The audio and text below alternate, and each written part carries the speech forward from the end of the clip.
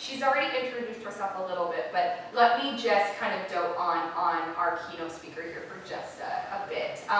So I've had the pleasure of seeing Sophie's work, and I'm so excited for you all to get to experience that as well today. So she is an expert on the challenges that face a lot of working women in today's world. Sought out after executive coach, she's a keynote speaker, a leadership development expert, and so we are so fortunate to have her expertise here in the room today. So without further ado, I'm just going to turn it right over to Sophie. Thank you. Thank you. Thank you for the warm welcomes. And the applause, I think, should be sent back out to all of you. Look at this room that we're in with all of you women, and we're here for the first time. So obviously, I do these. I speak for a living. I do keynotes. But this one feels so much more special. And I do get excited for them, but this one I was just like so amped up this morning because this feels like a lot of firsts, right?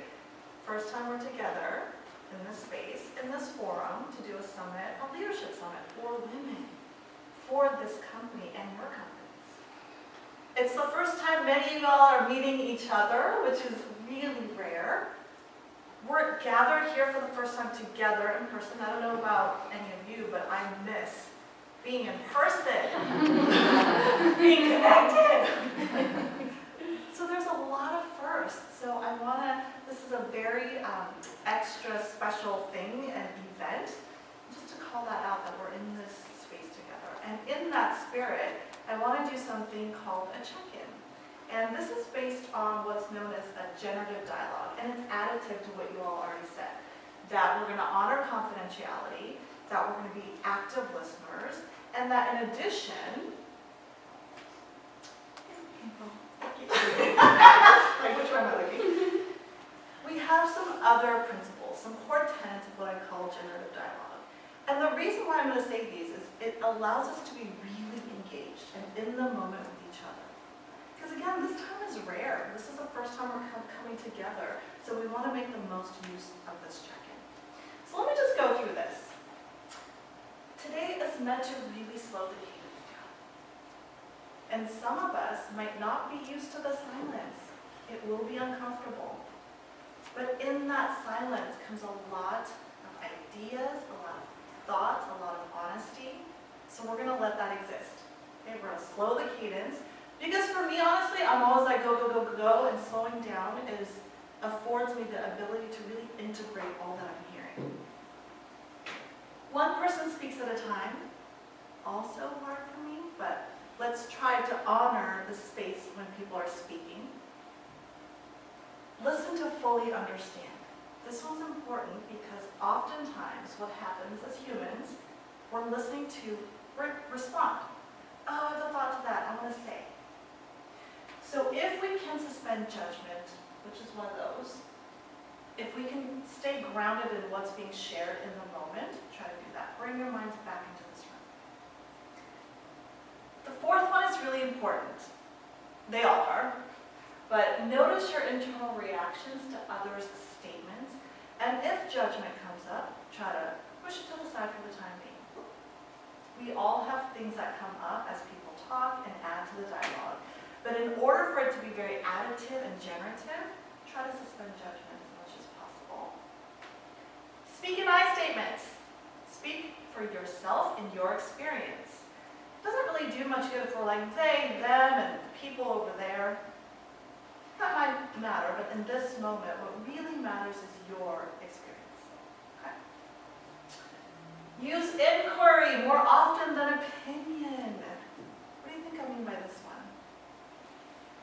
Who can expand on that? Ask questions rather than give advice. Yes.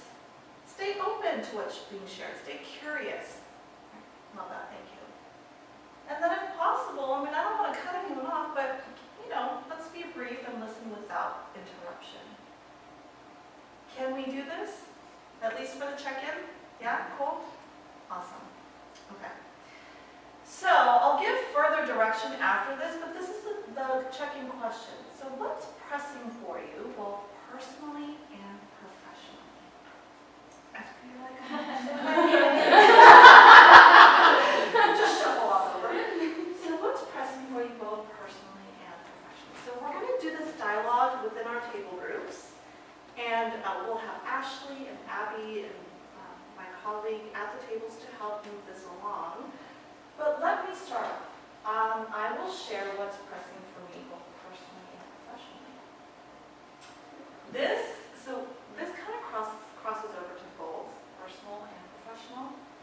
And it's something that occurred recently. And I was like, kind of blown away by this. So I have a friend who's a colleague, a former colleague, and he invited me to this event recently that happened this past week. And it's a come out and celebrate my business. It's been 22 years in business. And I'm like, cool, I'm there. I've known him for a few years. As a yoga instructor, by the way, which gets to like never judge a book by its cover because I found him in yoga and we got to talking. Turns out he's an investment banker, owns his own firm, and he's been doing it for 22 years. I'm like, well, that explains why he joins the chapter. That aside, I was like, yes, I love cheering people on. I'm there. So I go, and I get there right at the time in which he is doing all of the shout-outs and into his speech and like the welcome. And I'm sitting there with my, with my drink and at one of those cocktail rounds and really listening. And what became really clear to me, all of you, is that he was unabashedly announcing his accolades. Welcome to my, this event. I've been in business for 22 years. I have a reality show coming out. I have ice cream that I just got into all the retail stores in the nation. Mind you, he was also thanking people, thanking the team, thanking the people that helped him do this. But what really stood out to me was just how unapologetic he was about his accomplishments. I'm a yoga instructor. I've got 8 companies, by the way, blah, blah, blah, on and on he went. And I stood there, just struck by how loud and proud he was about it. Is that an issue? Not really. Let me back up. The story really starts when, about 2 weeks ago, I announced that I am a member of Forbes Coaches Council. I'm proud of this. It's been 22 years in the making of being a leadership coach and doing this work. And that Forbes, for me, is like one of the pinnacle things of achievement. I love the article. I love the community. I love the thought-provoking articles that are out there. So I announced it. LinkedIn, splashed it all over my socials. Over 7,000 views and almost 100 comments. Congratulations, awesome, awesome, awesome. And you know what happened? I shrunk. I felt embarrassed and ashamed. And I had thoughts of, maybe I shouldn't have done this. Ooh, it's getting too congratulatory. This is embarrassing. Oh, yeah, but I've been doing this work and all the swirl of the inner critic and the doubt, most loudly was shame. So fast forward, and I come to the event in which he is unapologetic about who he is and his accomplishments, and I went, hell yeah. I belong in the room. I deserve that accolade. And I worked for it, just as he has. So I'm 22 years in this business and have done it. I've got the degrees and pedigrees, PhDs, blah, blah, blah. And I still have those voices and the doubt that comes up. Oftentimes being the only person in the room, a double minority, Asian female, a leadership coach, in rooms and spaces that I get to be in, often being an only, probably like many of you. So if I'm having this feeling, I'm wondering how many of this resonates with you. It's this never-ending voice, sometimes quieter, sometimes louder. So what's pressing for me is that I still have work to do. coach all of my ambitious women around, it's the work that we still have to do, the inner game, as I call it, because it's important. If we don't do that, if we're not cheering ourselves on, and we're not doing the inner work, it makes it really hard. So it crosses over personally and professionally for me because it's interwoven to everything I do. And I just noticed it so much that night at that event.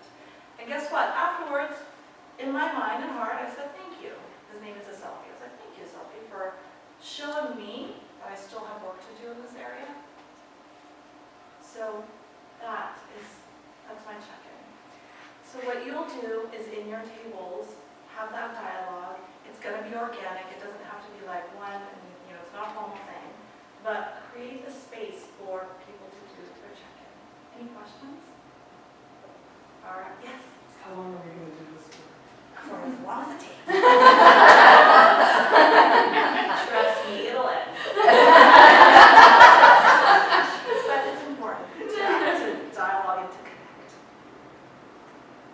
You don't have a time limit to talk, in other words. So take the time and do your check-in. I doubt people will go on for and trust the process. Trust the process. All right. Well, honestly, what's most pressing for me is like, what is that? I mean, I would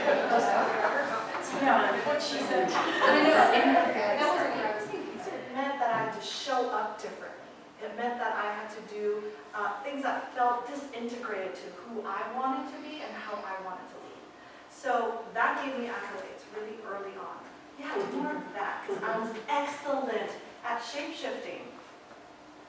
Does this resonate with anyone? Yes. Thank you. So, then I moved on from Jet Propulsion Lab and doing that really well and standing up in front of lots of, in lots of rooms.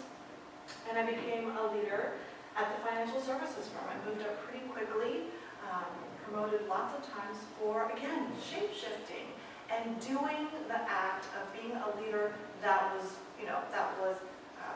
revered, that was celebrated, that was rewarded, which meant be aggressive, be dominant, just go for it. And you need to speak up more, and you need to do all these things that felt really disingenuous to me. Not that I couldn't do that, I was doing it well, but it took a lot of energy.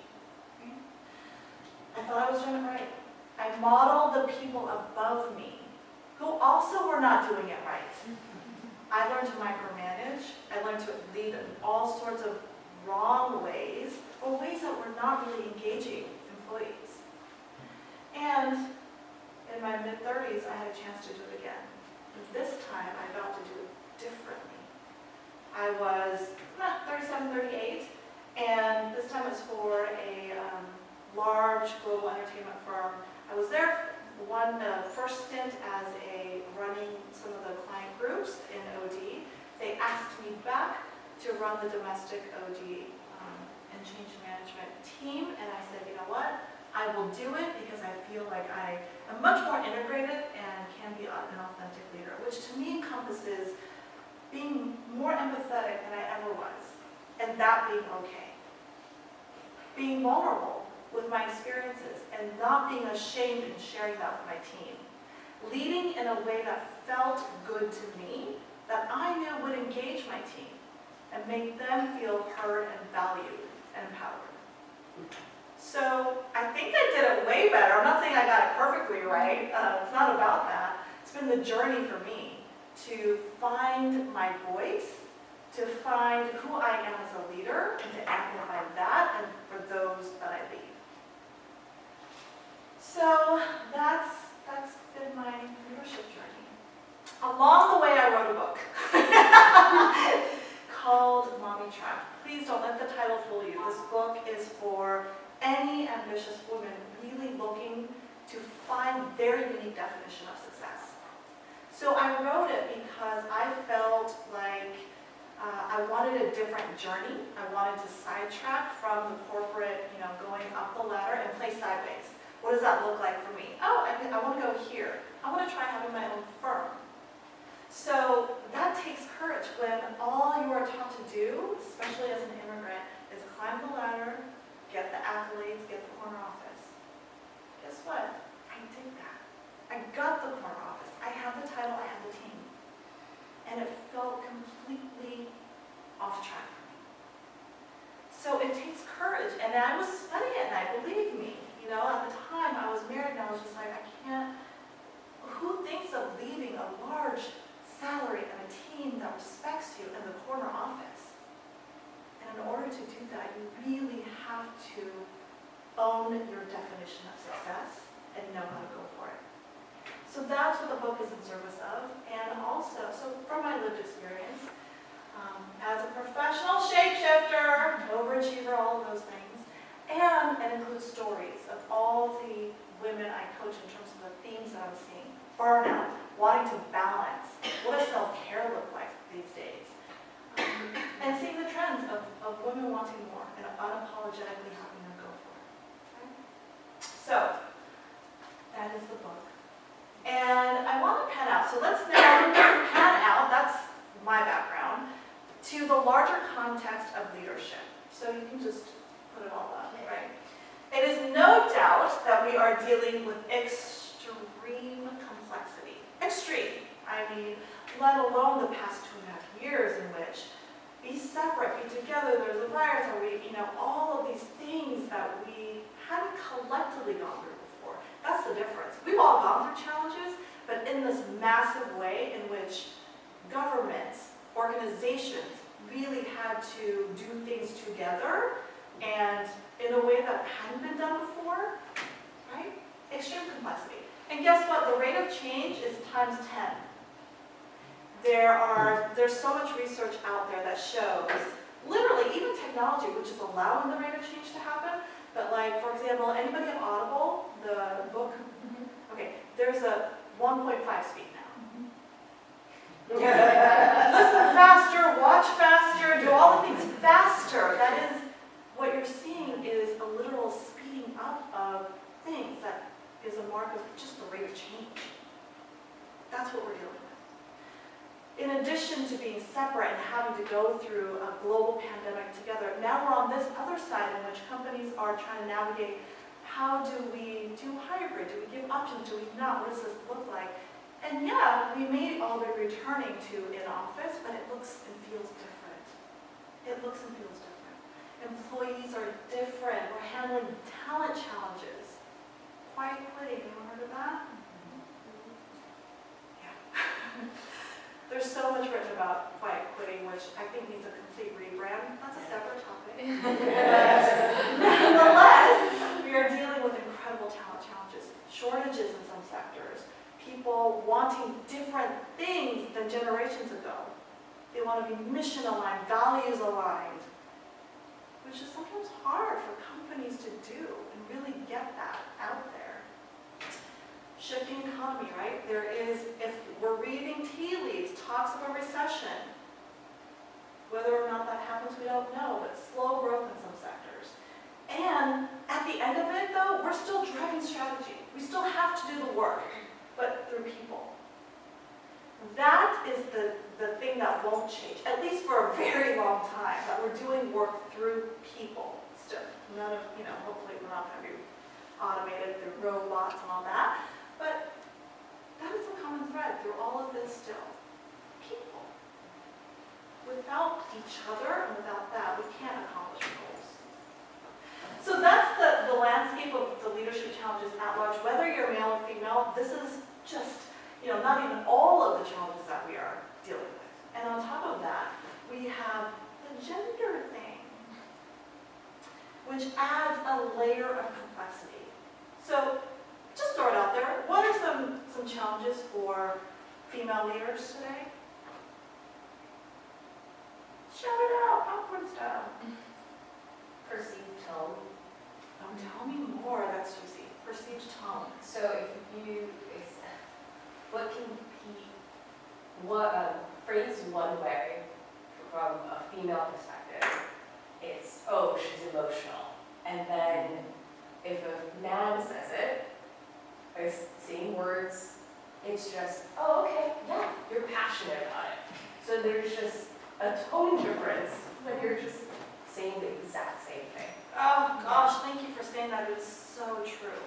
Or even receptivity. It can be the same words and it's a good idea when it's from a man, and it's not even recognized when it's from a woman. What do you mean not recognized? Don't they just steal it? The attribution, like attribution to a man, happens 9 times out of 10 versus to the woman who said it, or started it, or said it first. Yes. Yeah, I have a similar one. Not so much that the attribution is being stolen, but more that I feel like I have to defend the ideas more and spend more time explaining, having more data to support, whereas a counterpart of mine can say the same thing, and the reception is, oh, that's a great idea. Yep. It's like, so I'm trying to figure out, like, how is my presentation style incorrect, or do I need to do more to be more, I don't know if it's a gender thing or it's just the way I'm presenting it, or perhaps there's an opportunity to, I'm trying to figure it out. Well, as a coach, there's a little bit of both, right? It's never a yes or that defined or black and white, in other words. There's always things we can do to develop ourselves, bottom line. And probably the larger context of gender, too. So I do believe it's both. I try to spin it and say it's going to make me stronger. I'm the better at selling my position. Others? Yes. This has just been such an interesting experience for me. This morning today? No.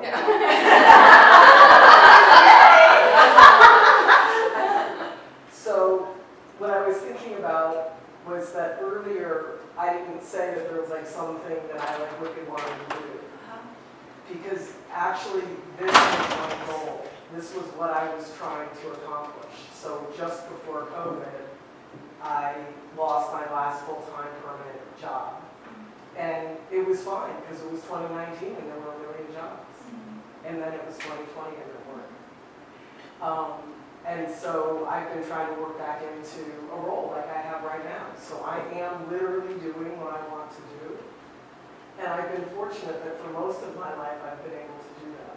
Oh, I love that. So, and whatever, anyway. But the interesting point has been how I experience these challenges that we've all heard over the last 30 years differently in this environment. And trying to understand why I experience it differently from all the changes from 3 years ago, including the remote work aspect of it. Yeah. And one of the things that I'm noticing in my current work environment is the dismissiveness and marginalization that people often talk about is more heavily directed towards women than men, is pervasive. So it's actually not, there's in this environment, there's actually such a low ratio of men to women that I see these bad management practices being applied throughout. And so in a way I'm, encouraged or something that the sexism that for the most part I didn't notice, and I think that's a little bit about your shape-shifting comment. I do notice it more now, so I notice the difference. There is still a difference, but it feels less qualitative than, just like more like a smooth bad, and a little worse. Yeah, I hear that. For me, I live in a yes and. So yes, I think that things are trending upward in some areas with regard to that, and I do believe it still exists and the marginalization is still there. And like I said earlier on, there's still a lot of work to be done.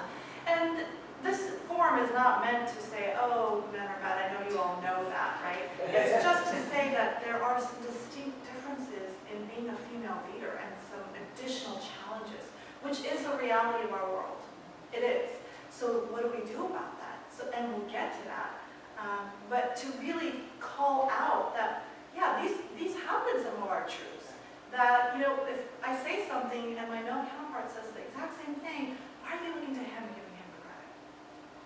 Why Why does that happen so easily? Yeah. And I was just gonna add, we went through years ago integrity sales training for our salespeople, Mm-hmm. but a skill that I know we picked up on was that you've got to learn to direct your message to the person how they want to receive it. So if you're talking to the CFO, it's going to be really short and about ROI.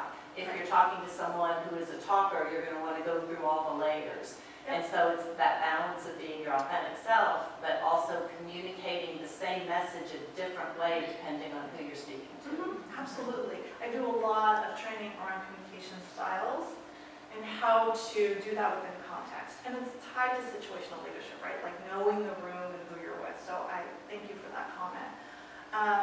There was a recent article to that from Chief, which is the organization that many of you might belong to, around executive presence. And trust me, the number one thing I get asked to at least frontline pressing challenge is executive presence.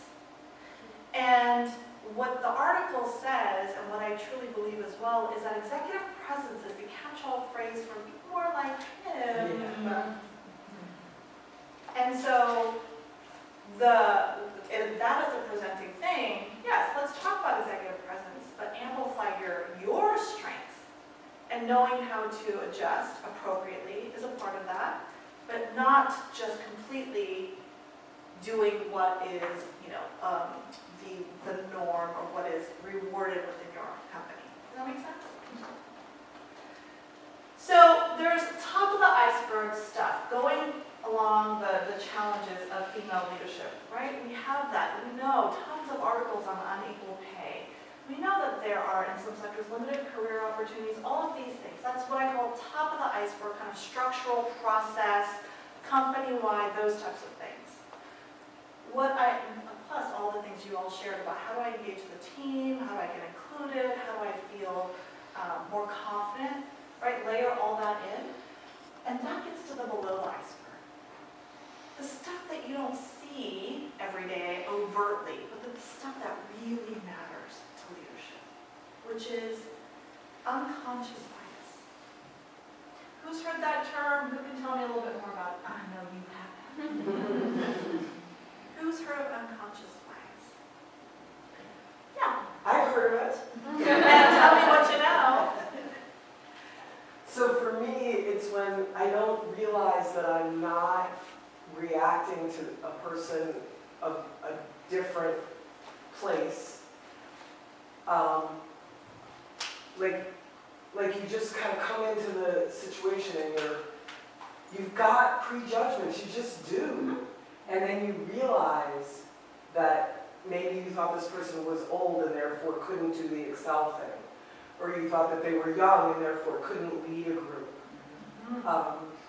And really checking those assumptions about where, and it's not because I'm a bad person. Right. It's just like kind of what partly some from experience, but some from just all these messages. Oh, you explained it so beautifully. Thank you, and for sharing those examples. It is a great example of a conscious bias that happens. It's not because we're bad people. Let's say that first and foremost. But we do have biases that allow us to shortcut life. If we had to have new experiences and reprocess them over and over again, we would never get past coffee every day. So our brain does these shortcuts of filing away experiences that amount to stereotypes as a collective in our brain and biases. The key is, are you aware of them? And to what extent? In terms of how it allows you to make decisions or the decisions you don't make, right? So as a female leader, we come up against this. When we're in the room or being the only or one of a few, there will be biases against us and how we're perceived. There's imposter syndrome. This has been written up a lot. Do I belong here? And it's really tied to the inner critic, right? Woo, those two are besties. They are like, imposter syndrome, and then you suck. Explain very awfully. So I don't think I have to explain or unpack all of these things. It's that we have to be aware of what is true for us in terms of what we're dealing with. Okay. Any of these resonate with you?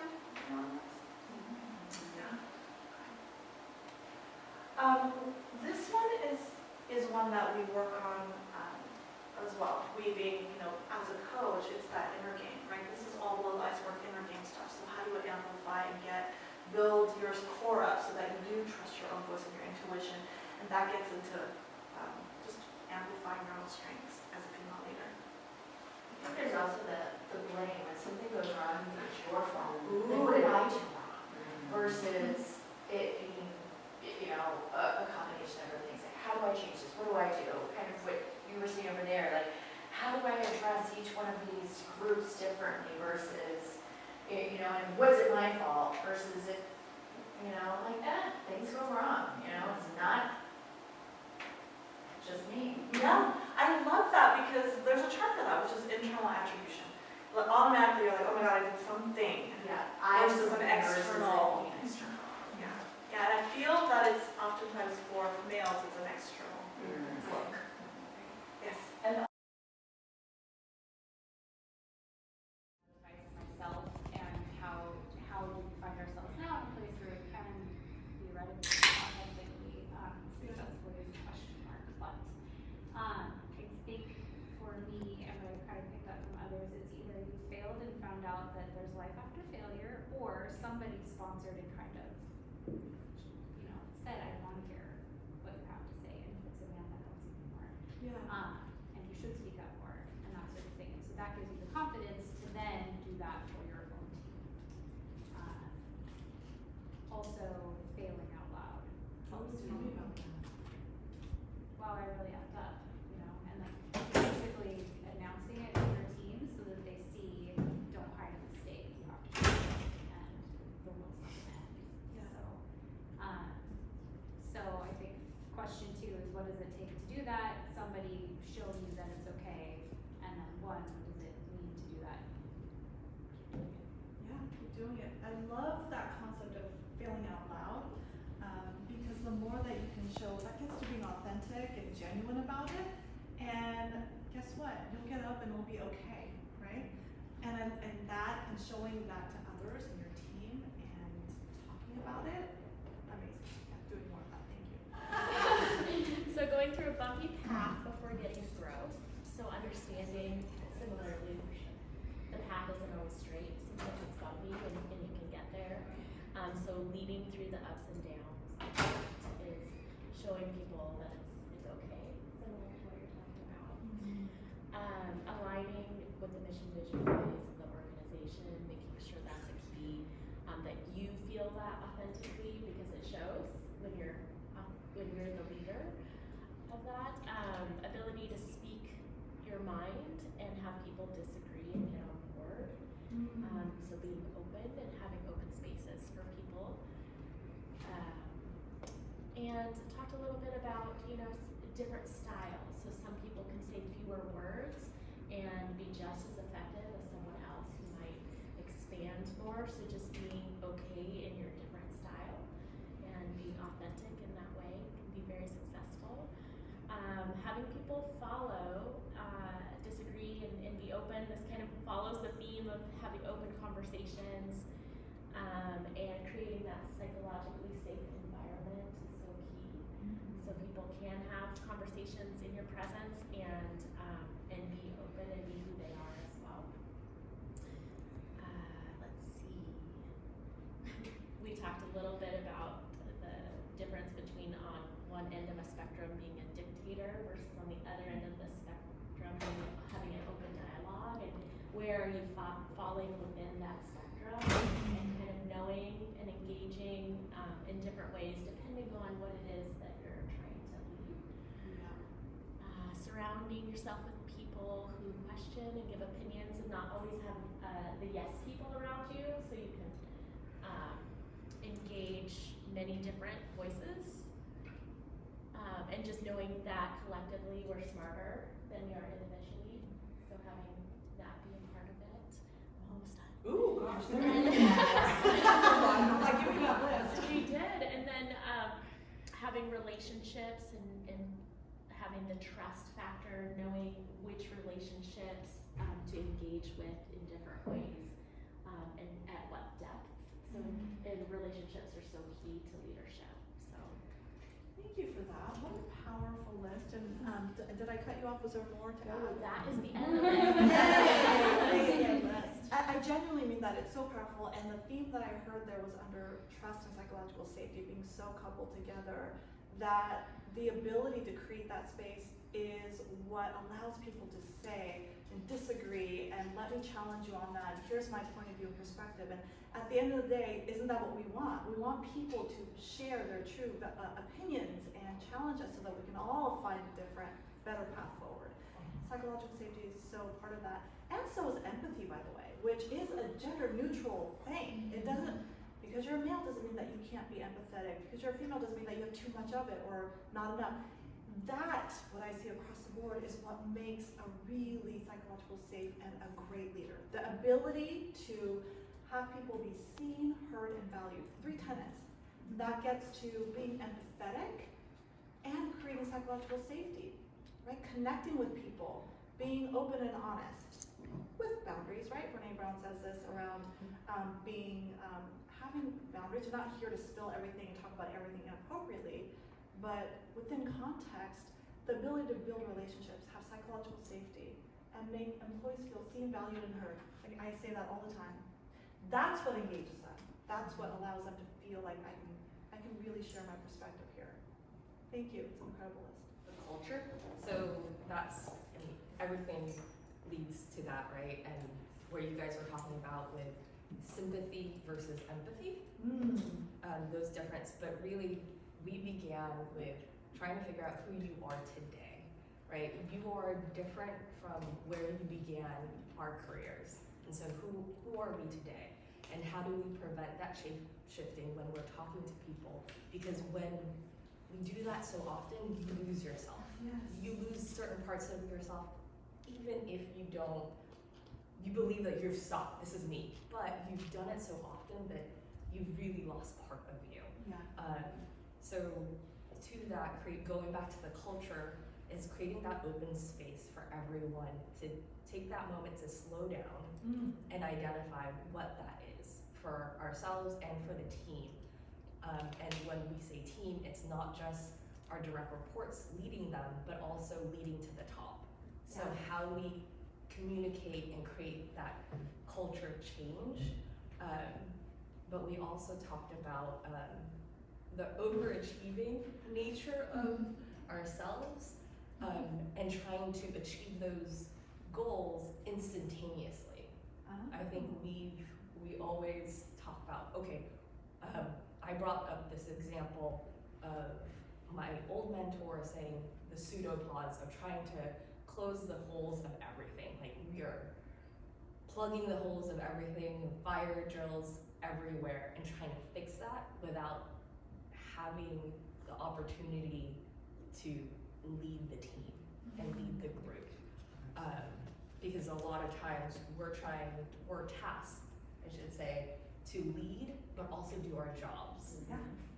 So how do we find, key phrase, balance, trying to please everyone, and then also being okay to say no. Powerful. Tell me, what is the difference between sympathy and empathy? What did y'all talk about there? I'm gonna speak for the team because I use that phrasing just one, acknowledging, oh, okay, yes, oh, I understand what you're going through, which is, Tina and you guys are in the same group or same company, so it's trying to sympathize with each other. But then also the empathy is, how do I phrase this? Almost, oh gosh, I'm gonna struggle with how to describe empathy. Hearing that person, seeing their different perspective, without acknowledging like, oh, I understand where you're coming from, that's sympathy, but acknowledging, Putting yourself in the place, Yes. like their place, like it's almost like walking a mile in their shoes without actually doing it, but trying to understand what they have a different perspective than you have because you're in a different role. So. but within the same company. That's why I was like, oh, that's sympathy and empathy. Yeah. Thank you for bringing that up. And also, I'd love to build on this table around their voice and hearing people create safety, which amounts to a culture of safety, right? Bubbling that up. And the difference for me in empathy and sympathy is that these are not judgments or one is good or one is bad, it's just a level of connection. So sympathy is the ability, is what you're. That's exactly what I was Yes, saying. it's a level of connection. So sympathy is a little bit removed, whereas empathy is really like the tenets of generative dialogue, really holding space. And not talking over their experience or saying that you have knowledge of their experience and here's how mine is better or different or similar, just being there and holding that space, which is very powerful and just a different level of connection. So wanted to offer that distinction because that's often confused by people. Sympathy and empathy, same thing. There's a difference. Yeah. Thank you. Styles. So instead we kind of aligned around 4 themes that we all shared regardless of sort of how we implemented. The first one was respecting myself and others. So starting from a position of respect.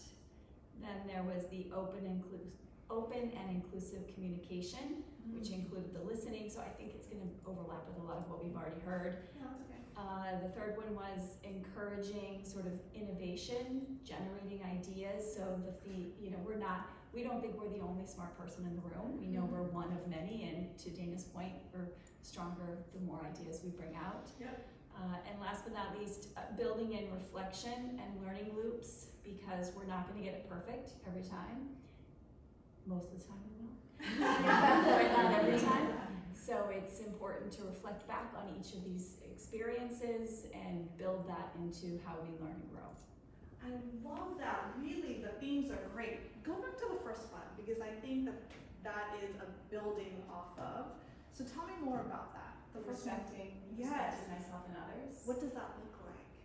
Especially the one respecting yourself. Yeah, I think it comes from that position of the imposter syndrome or the negative self-talk. We want to be authentic, but at the same time, we know that some of those thoughts are not helpful in the moment.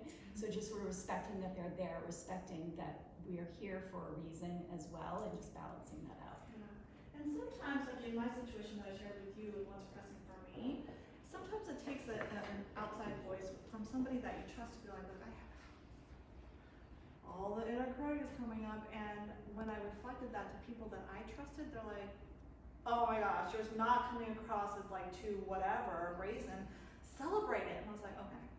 That helped me come back to myself, even though I know these tenets and self-respect is sometimes hard, and sometimes others can help us in that as well. I love that. Thank you. Really great. Was this a valuable discussion? Around her engagement. Engagement of, like, she literally got engaged. No, her engagement at work, right? So she's a new mom, and she's in this role. She's in a role that really requires more unpredictable availability,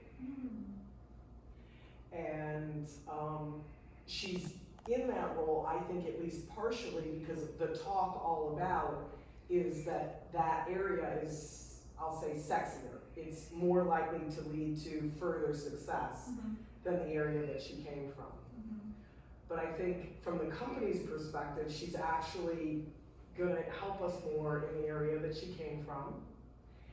And I feel strongly that from her perspective, she will have a better employee experience in the more predictable area, given that she's a new mom. Okay. So. And wait, so, and they consistently, so she's asking for more money. Okay.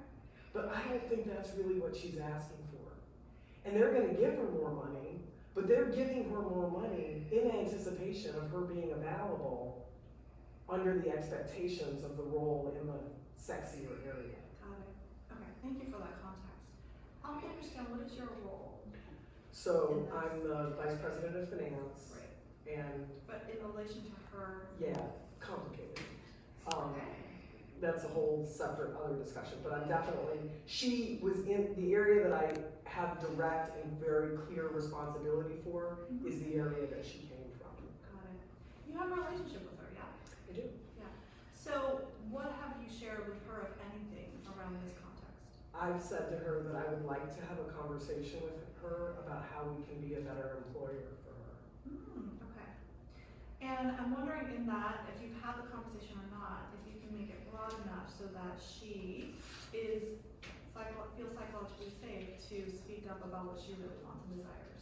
Well, so that's the thing that I struggle with, is actually, I feel that I'm prepared to have that conversation with her around what can we do to make ourselves a better employer. Yeah.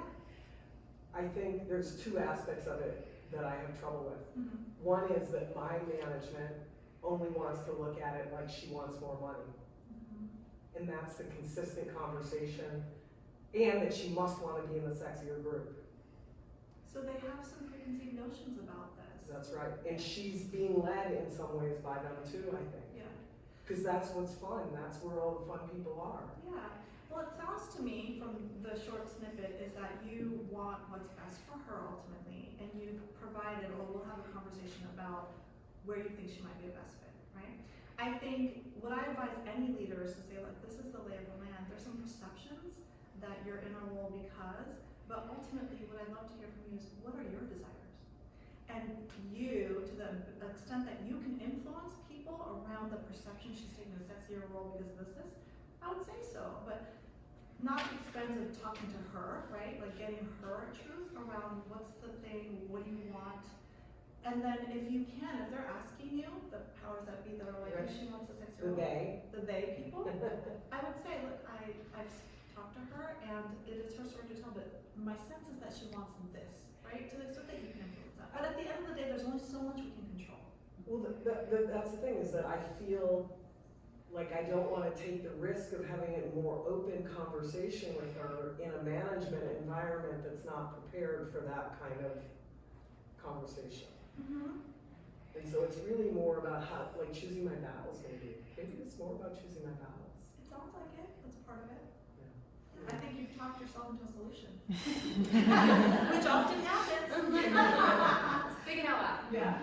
We had an employee pass away earlier this year, and the assumption of the employee population was that it was due to COVID, and that we were asking people to come back into the office, so the leadership of the organization must have caused this death. And that has been a struggle for months now, and it's a big problem. We've had conversations. The CEO he calls it his apology tour. He's going around and meeting with different groups of people, trying to get their opinion. But it's been very difficult from my perspective. I'm the head of HR, and it's been very difficult because I manage the family members through the death benefits. I had the employee population who was blaming leadership, including myself, for the death, and refusing to come back to work because they thought it was an unsafe environment because of the death. And there were a lot of assumptions on the employee population side about what led to this death, which they won't ever know. I have the death certificate, so I literally do know what happened to this individual, but it doesn't change their perception, their beliefs around what happened. And as a leader of the organization, it's very hard when you feel like you're constantly being blamed for something that huge. Yeah. And so that's what we're struggling with. That is really difficult. First of all, I'm sorry. And you are in a really tough position because you know the facts. And being in your roles, it's sometimes you can't communicate organizationally all the things, right? So without knowing what's been done outside of who's going to talk to people, I would ask that if you can advise them to be very clear on the outcome of those discussions, to get as clear as possible, less about influencing people, but maybe there's a two-way of like, I hear you, and here are the things I'm willing to share, being very clear about that, and consistent, right? That's what's needed, consistency of message. And then the other thing I'd advise is, what do you feel should happen? Because part of this is tuning into your expertise and your gut about something like this. So I would ask you to really reflect on that. What do you feel is needed, and what do you think would best serve this context? So, thank you. Yeah, thank you for doing that. hopefully it was helpful. But I wanted to see if there are actual real-time challenges that we can work through, and thank you for sharing some of yours. Back to me.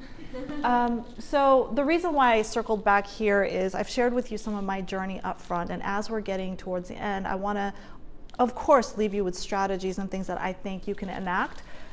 What I believe in is micro actions. We can't boil the ocean, but if we do micro actions consistently over time, we can definitely move the needle and make change. So being a leader in my space, I do this on the daily, some or all of it, right? I manage my mindset, and I write about this a lot lately because it is core, the inner game, your mindset, your awareness of your flat sides and where you need to grow, and your strengths really help you to stand in your authentic leadership, okay?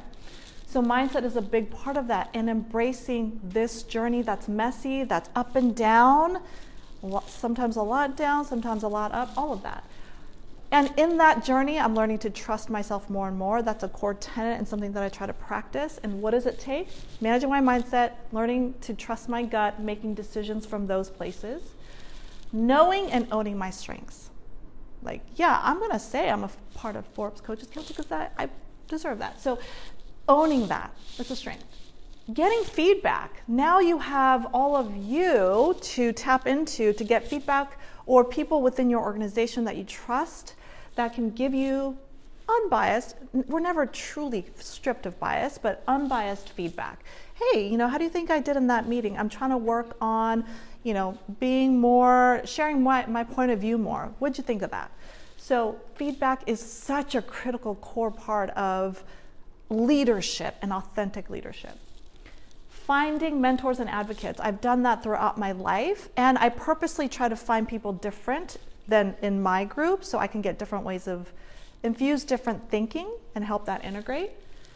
I challenge myself all the time. I'm like, okay, what can I do differently? What can I do that I haven't done that will help me in one area, okay?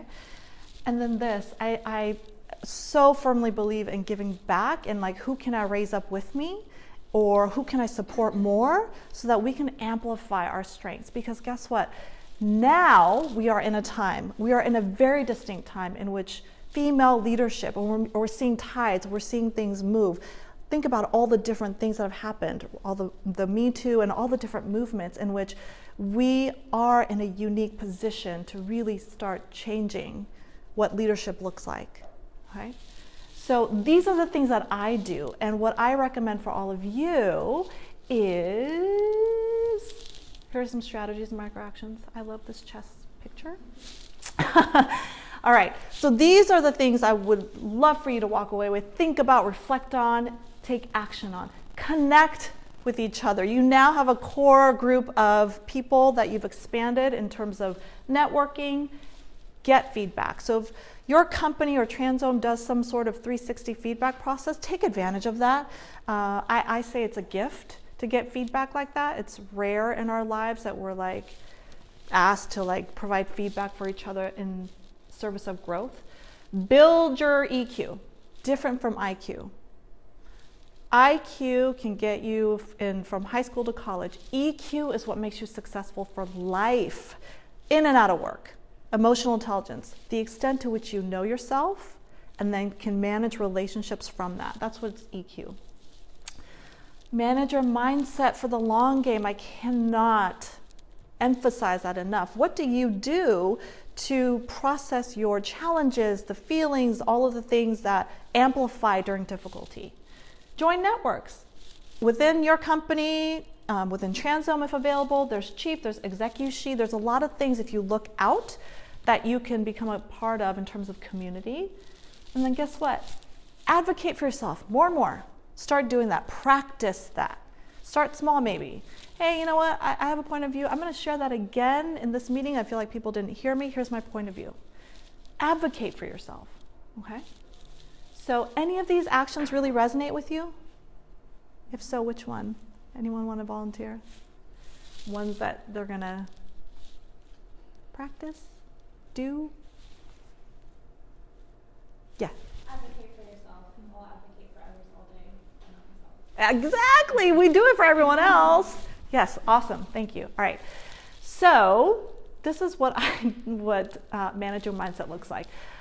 So mindfulness, I move my body daily, travel or not, I do some form of movement. That's all a part of managing my mindset. Talk therapy, I'm a big believer in that. I try to set healthy boundaries to the extent that I can. Again, I have 3 kids, I've got a dog, I've got a lot, but like boundaries, okay? I journal often, and not in a like pretty little, hi dear diary. I journal like raw stream of consciousness to help me process. There are psychological studies that show when you physically write things out, not typing, it's different, that it, pens, hello, support the business, use the pen, and who's got the notebook? I mean, journal and unfiltered. So what I've done in instances where I really needed to process something, I'll time it for 15 minutes on my watch, I'll stream of consciousness write, and it helps me process, right? Get sleep, please get sleep. That is so core. And then if you can, detox digitally. We are so attuned, the phone, it wants our eyeballs all the time. So if you can detox 5 hours, try that, an hour, try that if you haven't, not used to it. Give yourself increments so that you can build up to a bigger digital detox. It will do wonders for you. Last but not least, confident vulnerability. The reason why I put this up here is that, there are some things that are strengths of our gender. So how can we confidently amplify that? Well, there's 3 things you can do underneath that, which is normalized learning. Say, I made a mistake. I'm learning through this. Show your team that it's okay to make mistakes and how you are bouncing back or doing things differently. Along with that, share your development journey, where you've been, what you've experienced, where you want to go. That's all a part of creating trust and amplifying that within your organization. And then moral humility. Oh my God, that was such a bad call. Could have done it differently. Here's what I learned from that, right? The more we make that less secretive and the more that we can just connect in ways that show that I'm human. I mean, I'm at this stage, but like, here's where I was, and let's talk about that. The more you're giving back to people underneath you and around you. Does that make sense? Cool. Anything you're curious about, want to unpack? I mean, I think I have like a minute left. Abby's like, no. But that's fine. Is this all that you're not after lunch, no you? Like, is there a question? You lose Sophie in I'm about done. 5 minutes. Okay, I have to know, I must know Yeah. your thoughts around work-life balance. Oh, God. Okay, really quickly. I'm allergic to it because I've burned myself out literally working 60 hours, being a mom to 3 and all the things. I believe in integration. The word is integration, and it starts from a place of values. When you understand what your 2 to 3 values are, then you can make decisions and priorities based on that. But if you're trying to just juggle all of it, peanut butter spread it all, then you are acting from a place of should. I should, and guilt. Okay, thank you for asking me. Please connect with me. I'm so passionate about this topic. Find me. It's been an honor. Thank you, Abby. Thank you, Ashley, and my colleague, Julie, back there, who's been videoing me. Thank you. Can I take a picture with all of you? Absolutely. Yay! Thank you. Okay, thanks.